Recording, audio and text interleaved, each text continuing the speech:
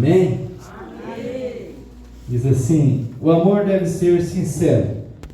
Odeie o que é mal, apegue-se ao que é bom, dedique-se uns aos outros com amor fraternal. Prefiram dar honra aos outros mais do que a vocês. Nunca falte a vocês o zelo, sejam fervorosos no espírito, sirvam ao Senhor. Alegrem-se na esperança, sejam pacientes na tribulação, perseverem na oração. Compartilhem o que vocês têm com os santos em suas necessidades. Pratiquem a hospitalidade. Abençoe aqueles que perseguem, abençoe, não os amaldiçoe. Alegre-se com os que se alegram, chore com os que choram. Tenham uma mesma atitude uns para com os outros. Não sejam orgulhosos, mas estejam dispostos a associar-se às pessoas de posição inferior. Não seja sábio aos seus próprios olhos, não retribua ninguém mal por mal, procurem fazer o que é correto aos olhos de todos. Façam todo o possível para viver em paz com todos. Amados, nunca procure vingar-se, mas deixe com Deus a ira, pois está escrito: minha é a vingança, eu retribuirei, diz o Senhor. Ao contrário, se o seu inimigo tiver fome, dá-lhe de comer, se tiver sede, dê-lhe de beber. Fazendo isso, você amontoará brasas vivas sobre a cabeça dele. Não se deixe vencer pelo mal, mas vençam o mal com o bem. Obrigado, Jesus. Obrigado pelo privilégio de estar aqui mais uma vez, Senhor. Obrigado porque nós somos teu povo, somos a tua igreja, Senhor. Apesar de nós, o Senhor nos chama de sua igreja, de seu povo. Apesar de nós, o Senhor tem nos olhado com compaixão, com misericórdia e tem nos atraído a tua presença. Por isso nós clamamos a Ti, Senhor, venha falar conosco, não porque merecemos, não porque somos bons, mas porque o Senhor é misericordioso, o Senhor é um Deus de graça, o Senhor é um Deus de amor, o Senhor é um Deus fiel e o Senhor zela por Sua palavra para cumprir. Por isso queremos, Senhor, cumpra a Tua palavra no meio de nós e que nós possamos receber a Tua palavra, entender a Tua palavra e aplicar ela em nossas vidas, Senhor, naquilo que nós temos deixado a desejar, Senhor. Ajude-nos, Senhor, e abençoe-nos nesta noite. É o que eu te peço e te agradeço em nome de Jesus. Amém. Amém. Glória a Deus. Irmãos, essa parte desse texto vai falar sobre nossos relacionamentos com o próximo. E quando Jesus vai falar que reduziu ou simplificou ou resumiu os mandamentos em 2, ele diz: ame ao Senhor teu Deus sobre todas as coisas, com toda a sua força, com toda a sua alma, com todo o seu entendimento. E o segundo é semelhante a esse: ame o seu próximo como a si mesmo. Por isso você precisa se amar, porque quem não se ama não ama o próximo, não é verdade? E cumprindo isso, a Bíblia diz que nós cumprimos todos os mandamentos. Nós amamos a Deus sobre todas as coisas e amamos o nosso próximo como nós amamos a nós mesmos. Nós cumprimos os mandamentos. E esse texto, Paulo vai dar algumas instruções para a igreja de Roma e para nós. E nós falamos aqui sobre o amor sem cera, o amor sem hipocrisia, sem fingimento. E nós vimos como é difícil, né? Amar assim, como é difícil viver assim. E odiar o que é mal e apegar-se ao que é bom. E dedicar-se uns aos outros, um amor fraternal, que é um amor de família, um amor de pai para filho, de filho para pai, de irmão para irmão. É um amor de família. E às vezes a gente não experimentou esse amor na família, mas a gente experimenta isso na família de Deus, que é a igreja do Senhor, amém? E ele vai continuar e vai falar: prefiram dar honra uns aos outros mais do que a vocês. E esse trecho é interessante, né? Porque eu falei semana passada que às vezes a gente não dá nem o lugar na fila, que dirá da honra, né? A gente não dá nem uma preferência para alguém, que dirá honrar. Mas Paulo está dizendo que a gente tem que preferir, tem que dar prioridade. Você tem que querer honrar mais aos outros do que a si mesmo. Irmãos, e você sabe que a pessoa querer honra, no caso da igreja do Senhor, se tornar infantil.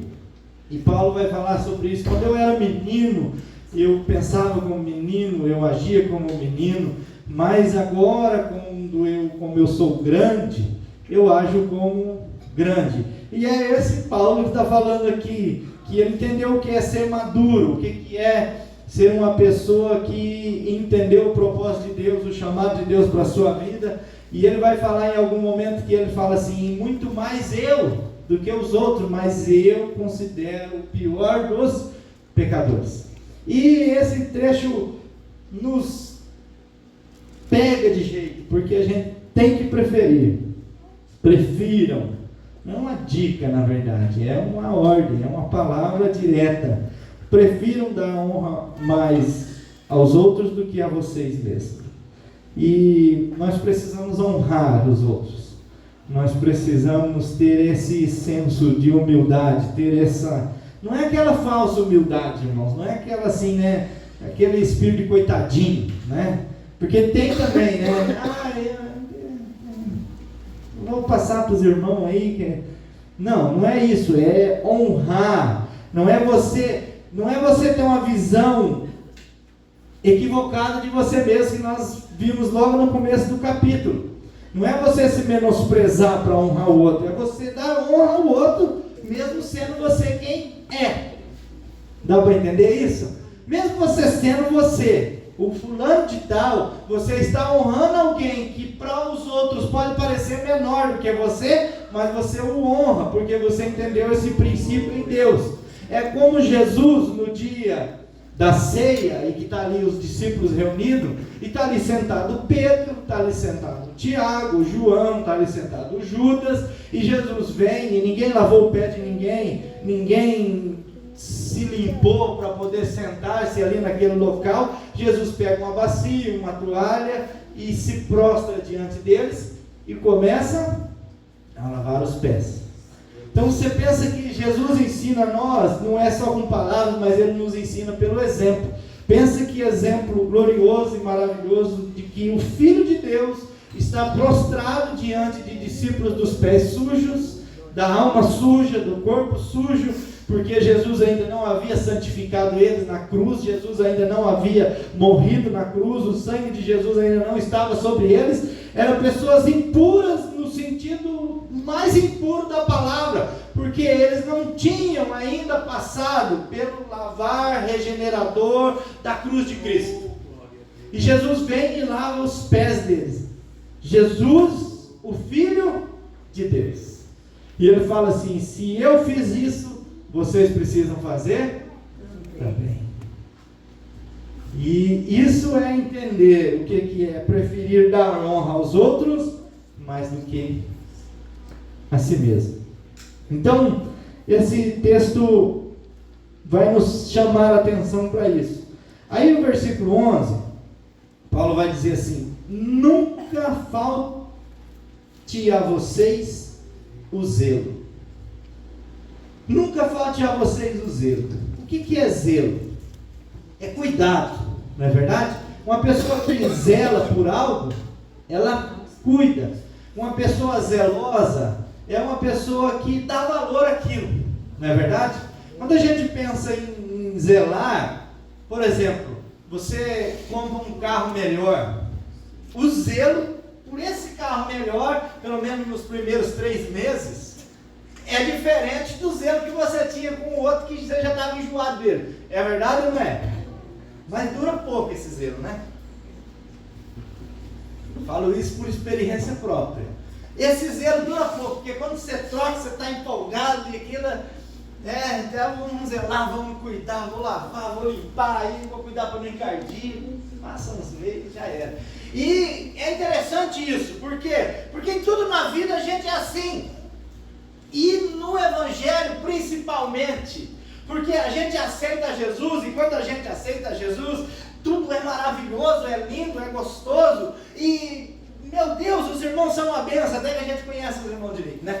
Mas os irmãos são uma benção, a gente ama todo mundo, e tal, aí a gente pensa que o pastor é perfeito, até você começar a conversar com ele um pouco, né? E a gente vai, mas tudo é lindo, tudo é legal, e a gente tem zelo por aquilo é importante, aquilo é gostoso. Passa tempo, e é o que é o que João vai escrever, quando Jesus diz para ele escrever sobre a igreja de Éfeso, ele vai dizer assim: mas lembra-te, eu tenho contra ti uma coisa, você esqueceu o primeiro amor. E é interessante isso, por quê? Porque quando você compra uma coisa nova, você está impactado, afeiçoado daquilo, gostando daquilo, você zela por aquilo.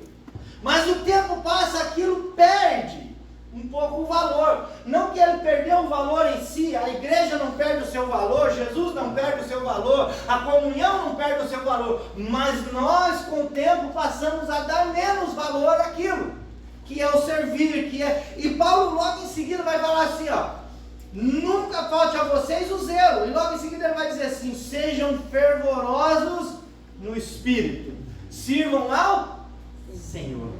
Olha que interessante que num versículo só, irmãos, Paulo dá um apanhado geral do que é a obra de Deus. Nunca falte zelo. Então não pode faltar zelo. E nunca pode faltar fervor. E olha que interessante, o que é fervor? É uma chama que você tem no seu coração, que vem por causa do zelo que você tem, ou por causa da chama que você tem, você zela, não é verdade? Por causa daquele impacto, aquilo que está queimando no seu coração, que é novidade, que é lindo, que é bonito, que é novo, que nada ofuscou a beleza disso ainda, a gente tem zelo porque a gente tem fervor. Aquilo ainda queima em mim, aquilo ainda é gostoso, aquilo ainda gera impacto na minha vida. Então, Paulo está dizendo assim: nunca falte zelo, sejam fervorosos no Espírito. Nós precisamos estar sempre fervorosos, irmãos. Por quê? O que é contrário de uma pessoa fervorosa? É uma pessoa morna. E o que acontece com o morno, que Jesus vai falar lá em Apocalipse capítulo 3, vai falar da igreja de Laodiceia? Ele vai falar assim: você não é frio e você não é quente, você é morno. Porque você não é frio e você não é quente, eu vou vomitar você da minha boca. Então não pode faltar zelo. Por quê? Porque se falta o zelo, a gente começa a largar aquilo que é importante de lado, e aquilo não perdeu o seu valor. É nós que passamos a dar menos valor àquilo que é importante. Nunca falte fervor. Você precisa ser fervoroso no Espírito. Por quê? Porque se a gente deixar de ser fervoroso, a gente vai tornar pessoas mornas. E o morno é vomitado. Quando você está com bastante sede, a água não pode ser nem muito gelada, para não gerar uma dor de garganta, um choque térmico. Mas ela não pode ser quente, mas também ela morna, ela faz mal. Não é verdade? Ela tem que ter um equilíbrio. Ela tem que ser fria, não trincando, né? Mas ela tem que ser fria, porque se ela for morna, não mata nem a sede. Então você imagina um crente que perdeu o zelo e que deixou de ser fervoroso, perdeu o propósito. E nós precisamos ser fervorosos, irmãos. Tudo que nós vamos fazer, tem que fazer com fervor, com ânimo, com alegria. Por quê? Porque nós não estamos fazendo para nós estamos fazendo para Deus. Sirvam ao Senhor. Olha o que Paulo vai frisar: não falte zelo, nunca falte zelo. Sejam fervorosos no Espírito. Por quê? Sirvam ao Senhor. Quando a gente pensa que a gente serve aos outros, a gente pode perder o zelo, porque os outros nos decepcionam. É verdade? Quando a gente está fazendo por causa das pessoas, e na verdade servir a Deus, irmãos, é servir pessoas. Mas quando eu sirvo as pessoas, eu preciso entender que eu estou servindo a Deus através do que eu faço às pessoas. Então, pode ser que você faça e tem que fazer por amor às pessoas, mas entendendo que você faz para alguém maior, que é o Senhor. Então, Paulo vai falar assim: nunca falte zelo, sejam fervorosos no Espírito, sirvam ao Senhor. Servindo pessoas, não esperando delas, mas eu espero daquele que pode me retribuir. E é interessante pensar, porque Paulo vai falar aos Efésios que quando tudo que a gente for fazer, o servo, quando ele vai fazer alguma coisa, ele tem que fazer como se ele estivesse fazendo ao Senhor. Quando a gente está trabalhando lá no nosso trabalho, a gente tem que fazer como se a gente estivesse fazendo ao A gente está servindo a empresa, está servindo o patrão, está ali por causa do salário da gente, mas a gente tem que fazer como se fosse para o Senhor. A gente vem servir na igreja, vem cantar na igreja, vem adorar na igreja, vem cultuar, vem orar, vem fazer algum trabalho na igreja, a gente está servindo a quem? Senhor. Então, diante disso, eu não posso deixar de ser zeloso naquilo que é do Senhor, e eu não posso deixar de ser fervoroso naquilo que eu faço para o Senhor, porque eu estou fazendo para Ele. E o que Ele fez por mim é muito maior do que tudo que eu posso fazer a minha vida toda por Ele. Alegrem-se na esperança. Se tem uma coisa que o crente tem que ter, é zelo, é fervor e é alegria. E às vezes a gente está triste, e na verdade ser uma pessoa alegre, feliz, não é ausência de tristeza, porque vai ter dia que você vai estar triste. Mas olha aqui, Paulo vai falar uma palavra, ele vai dizer assim: alegrem-se na esperança. Porque mesmo se está ruim hoje, você precisa esperar e ter esperança de que as coisas podem melhorar. Ah, mas a tendência é piorar. De fato, a tendência é piorar, mas eu, servindo a quem eu sirvo, eu vivo alegre porque eu tenho esperança. Alegre-se na esperança. Por que eu me alegro na esperança? Porque eu não falto zelo, não me falta zelo, eu sou fervoroso no Espírito, eu sirvo ao Senhor, por isso eu vivo alegre na esperança. Sejam pacientes na tribulação. Olha o contexto da frase. Alegre-se na esperança. É algo que faz com que eu espere confiando que vai dar certo no final. Aí eu preciso ter paciência onde? Na tribulação. E é na tribulação que eu preciso estar alegre na esperança. Por quê? Porque a situação e a circunstância de hoje não é favorável, mas eu preciso o quê? Estar alegre na esperança, porque hoje não estou bem, mas a minha esperança é que Jesus um dia se levantará sobre a terra. Você vê quando Jó está passando por toda a dificuldade que ele está vivendo, ele está lá raspando, se coçando com um caco de telha, a sua mulher chegou lá e falou para ele assim: os filhos foi tudo, irmão, morreu todos os filhos, os animais morreram, mas Deus deixou a mulher. E daí deixou a mulher para vir lá e falar assim, ó: abandone-se teu Deus e morre. Aí ele falou assim: não, eu receberia o bem de Deus e não receberia o mal? Meu Deus, Ele deu e Ele mesmo tirou. Bendito seja o nome do Senhor. E ele ali adorou ao Senhor. Mas depois reclamou bastante, fez muito que nem nós faz. Ele reclamou o livro inteiro. As pessoas falam assim: Jó não reclamou. Lê bem direitinho, irmão. Lê a Bíblia. Jó não reclamou? Reclamou do capítulo 3 até o 40. Mas Deus respondeu para ele. Aí quando ele encontrou Deus, mas no meio do livro, ele vai falar assim, ó: eu sei que o meu Redentor vive, e por fim se levantará sobre...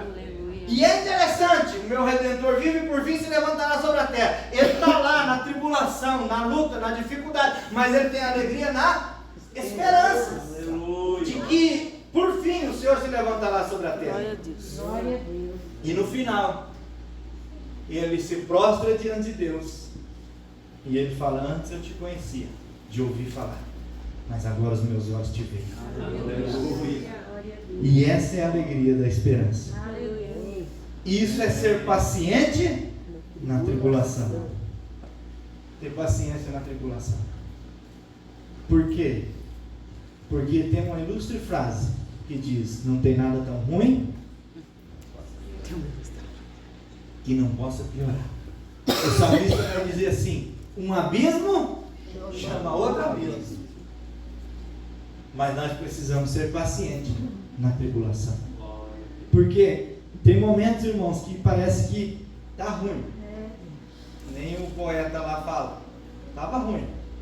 Depois falaram que ia melhorar para melhor. Daí depois não estava mais tão ruim, mas agora parece que piorou. Mas é isso que é viver o quê? Com paciência na tribulação.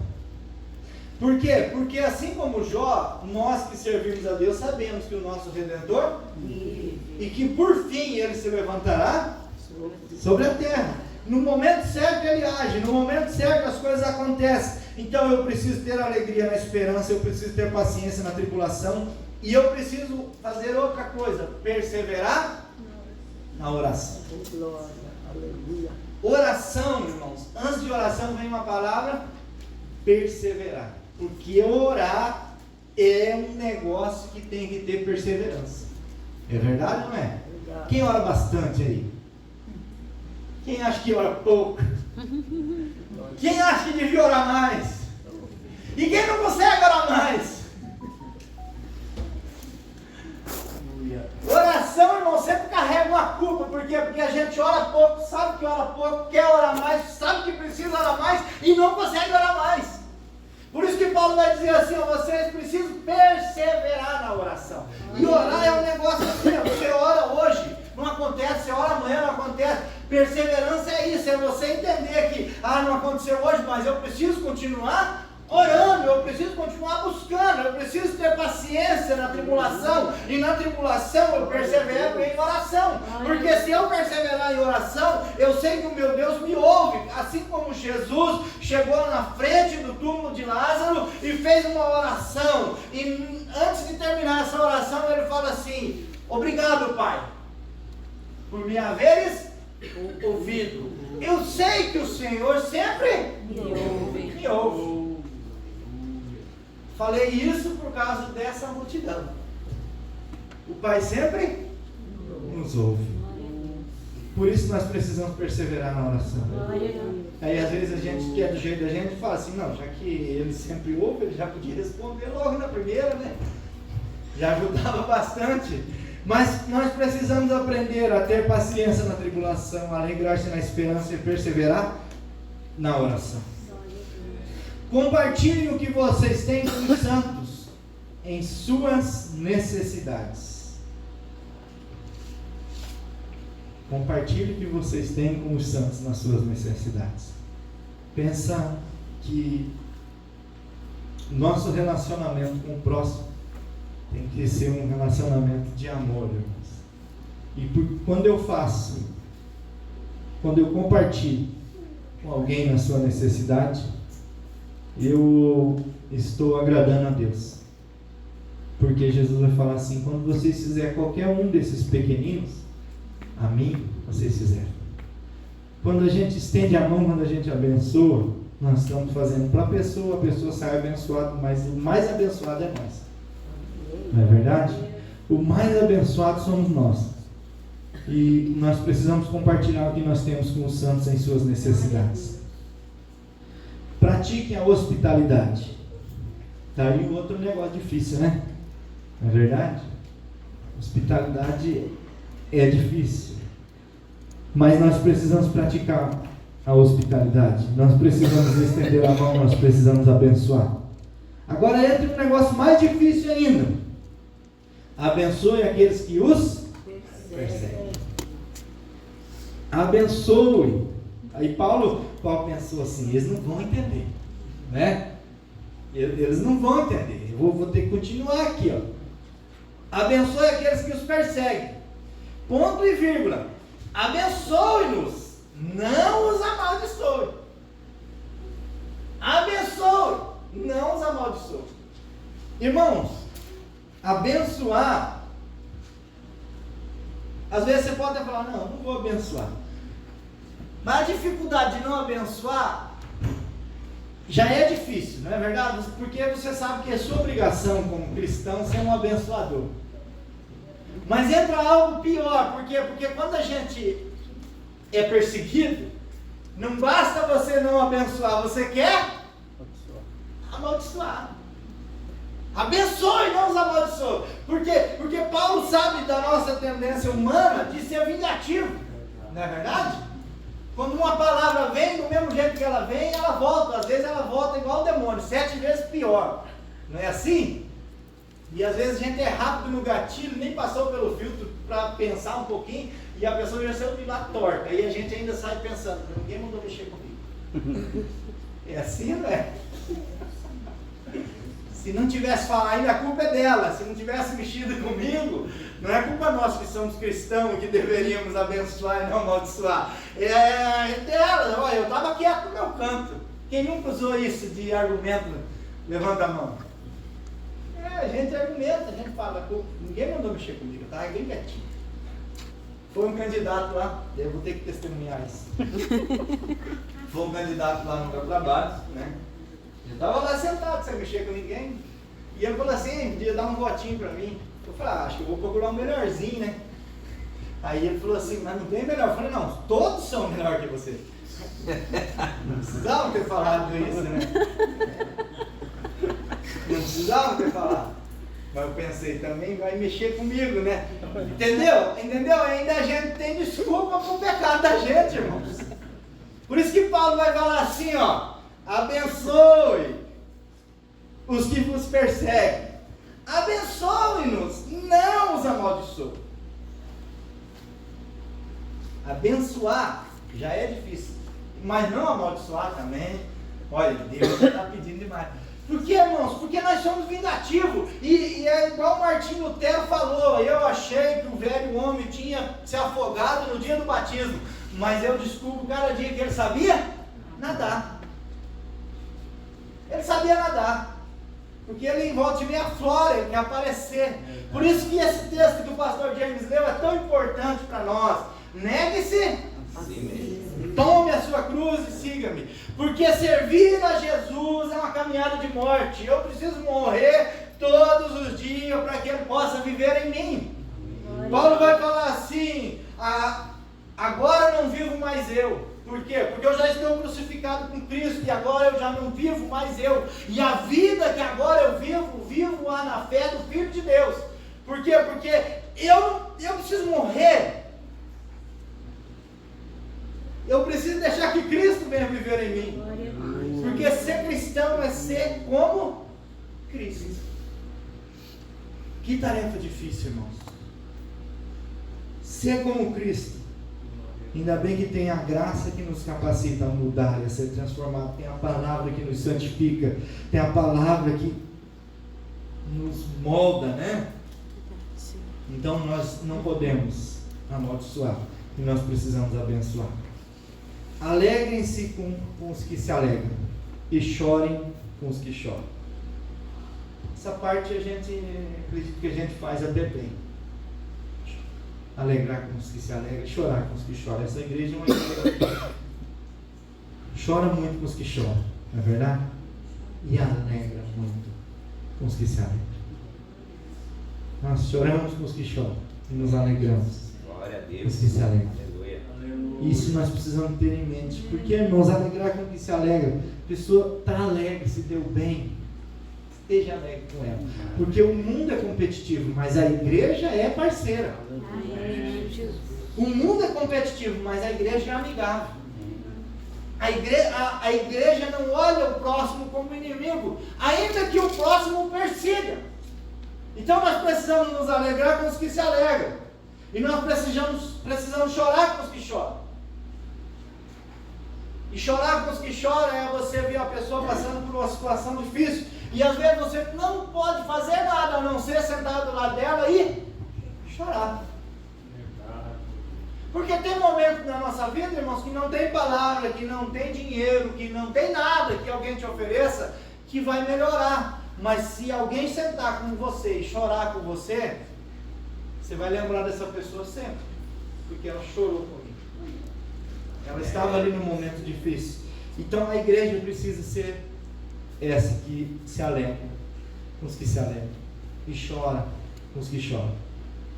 Tenham a mesma atitude uns para com os outros. Não sejam orgulhosos. Não sejam orgulhosos, mas estejam dispostos a associar-se a pessoas de posição inferior. Não sejam sábios aos seus próprios olhos. Tenham a mesma atitude uns para com os outros. Ter a mesma atitude é não fazer acepção. Não é verdade? Algo que eu vejo que acontecia muito e que acontece em outros lugares é a acepção. E, por exemplo, está lá o altar da igreja, o púlpito, e nesse púlpito tem ali 20 cadeiras. E nessas 20 cadeiras está sentado ali 20 obreiros, de gravata, paletó, bem diferente de tudo o resto. Às vezes está lá no banco, lá um chinelo, outro um sapato rasgado. E daí, na hora deste culto, está ali alguém falando. Geralmente nesses cultos as pessoas falam bastante. E daí está lá as pessoas sentadas nos bancos, cansadas, com sede. Mas aqui, para essas pessoas que estão sentadas aqui, vem alguém com um copinho, uma bandejinha, oferecendo água. Para mim, isso, eu não me sinto honrado. Eu me sinto triste, envergonhado. Por quê? Porque a mesma água que eu mereço, o que está sentado lá também merece. Isso é não ter a mesma atitude uns para com os outros. Isso é fazer acepção. Isso é fazer distinção, dar grau de importância. E o grau de importância, irmãos, diante de Deus nós somos todos iguais. A diferença de um pastor e de um obreiro é que a responsabilidade dele é maior. Mas a responsabilidade, não os direitos dele. Deus não olha com mais amor para o pastor. Deus não tem mais afeição pelo pastor. Deus não tem mais misericórdia do pastor. Deus ama todos nós. Aleluia. Nós somos julgados por aquilo que nós sabemos. E o Paulo vai falar nesse... Olha como... Só da gente ler a palavra de Deus, né, irmãos? O Espírito Santo vai revelando. Porque ele vai falar assim, ó, tem a mesma atitude uns para com os outros. Olha como o contexto se junta. Não sejam orgulhosos, mas estejam dispostos a associar-se a pessoas de posição inferior. E o que seria uma pessoa de posição inferior? Na casa de Deus não deveria ter essa visão e esse pensamento, mas infelizmente as pessoas às vezes distinguem e olham as pessoas como se fosse de posição inferior, porque a pessoa está mal vestida. E se a pessoa está mal vestida, irmãos, não é porque ela quer. Porque aí entra a falsa humildade, porque tem gente também que anda mal vestido porque quer, né? E tem outros que andam mal vestido, tem dinheiro e é porque é mão de vaca. Também tem tudo isso. É assim, não é? Tem gente que é. Aproveita, gasta esse dinheiro, porque vai morrer, vai ficar aí, alguém vai gastar. Mas nós precisamos nos associar, é como se a gente ficasse, não cumprimentasse certas pessoas. Chegou uma pessoa ali com uma aparência de pobreza, a gente não ir lá cumprimentar, não ir lá dar um abraço. Às vezes a gente vai e abraça todo mundo, chega ali, a gente... Sabe aquela pegadinha de mão com nojo? Irmão, não me cumprimente assim. Então, pega na minha mão com nojo, parece que está com nojo de mim. Eu lavo a mão, se quiser eu até passo um álcool para acabar o culto. Mas tem gente que faz...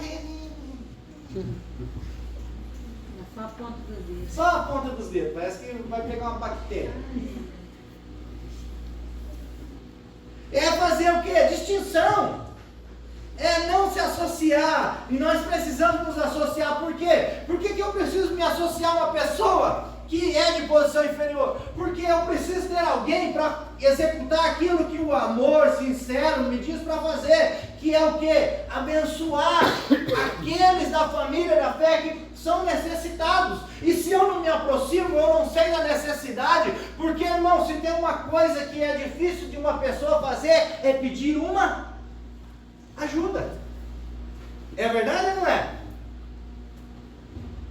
Eu preciso olhar com um olhar de misericórdia e ver a necessidade. Os discípulos de Jesus viram a necessidade daquela multidão que estava sentado em torno de Jesus. E elas chegaram até Jesus, os discípulos chegaram até Jesus e falaram: Senhor, despede a multidão. Porque estão com fome e é muito longe para comprar comida e não tem lugar aqui. Eles viram a necessidade. A ideia deles era o quê? Vamos se livrar de quem tem necessidade. É isso ou não é? Despende dinheiro, Jesus, para eles comprar comida por aí, porque como é que nós vamos comprar? Primeiro nós não temos, vamos gastar todo o dinheiro da bolsa. O Judas já devia estar pensando, meu Deus, vai sobrar bem pouco para me tirar uma parte. Mas Jesus falou assim, dá-lhes voz de comer. Vocês precisam dar o que comer. Então, irmãos, as pessoas que têm aparência de inferioridade, eu preciso me associar, eu preciso me aproximar, eu preciso exercer amor. Amém? Amém. O tempo passa, né? Não sejam sábios aos seus próprios olhos. E eu quero ler um versículo e já vamos terminar. Se eu não me engano é 1 Coríntios, capítulo 8.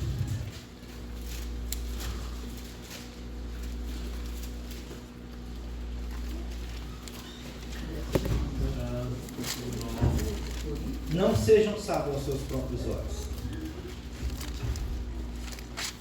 Capítulo 8, versículo 2. Um dia eu falei esse versículo com uma pessoa antiga de igreja. Falei, você sabia que na Bíblia está escrito? Quem pensa saber alguma coisa ou conhecer alguma coisa, ainda não conhece como deveria. Ou como convém saber. Quem pensa saber alguma coisa, ainda não sabe como convém saber. E a pessoa falou, não, você não está na Bíblia. Está na Bíblia. 1 Coríntios, capítulo 8, versículo 2. Aí eu falei para ele, viu, você pensava que sabia que esse versículo está na Bíblia, você ainda não sabia como convinha saber. É um fato. Quem pensa saber alguma coisa, ainda não sabe como convém saber. Então como é que eu vou ser sábio aos meus próprios olhos? Se eu penso que eu sei alguma coisa, mas ainda eu não sei como eu deveria saber. Não tem como.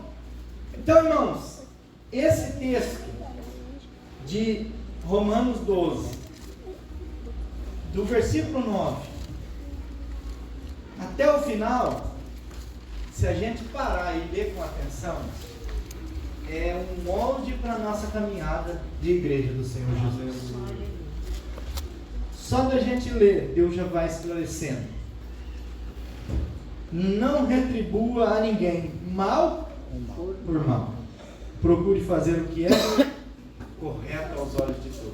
Isso é quase impossível, porque hoje em dia o que é correto aos nossos olhos como igreja é incorreto aos olhos dos outros. Mas nós precisamos viver de acordo com a vontade de Deus, que é boa, é perfeita e é agradável. E nós não só precisamos conhecer, mas experimentar a vontade de Deus, que é boa, que é perfeita e que é agradável. Glória a Deus. Procure fazer o que é correto. Façam todo o possível para viver em paz Com todos. Outra coisa difícil. Amados, nunca procure vingar-se, mas deixe com Deus a ira, pois está escrito, minha é a vingança, e eu retribuirei, diz o Senhor. Ao contrário, se o seu inimigo tiver fome, se tiver sede, fazendo isso, você amontoará brasas vivas sobre a cabeça dele. Não se deixem vencer pelo mal, mas vençam o mal com o bem. Coloque-se de pé.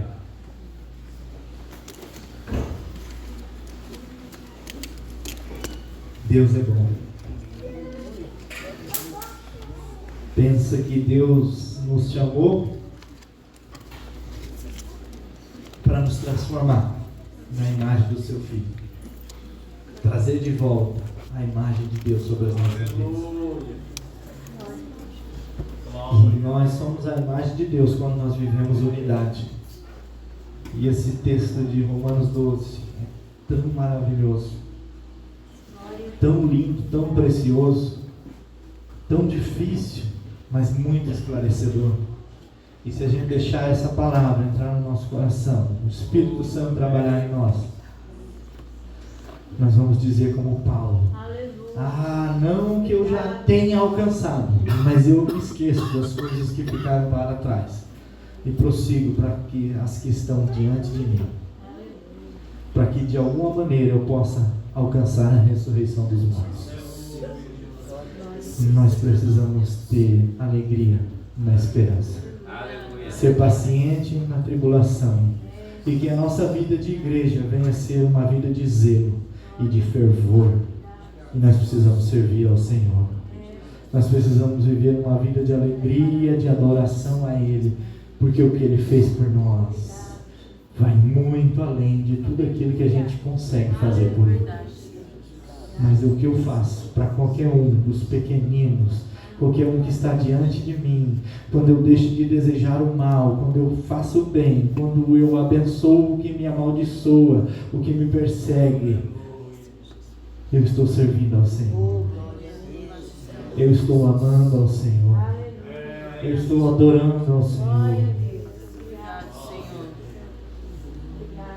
E eu estou sendo como Cristo quer que eu seja. Andar como Ele andou, viver como Ele viveu, amar como Ele amou, perdoar como Ele perdoou. Obrigado, Jesus.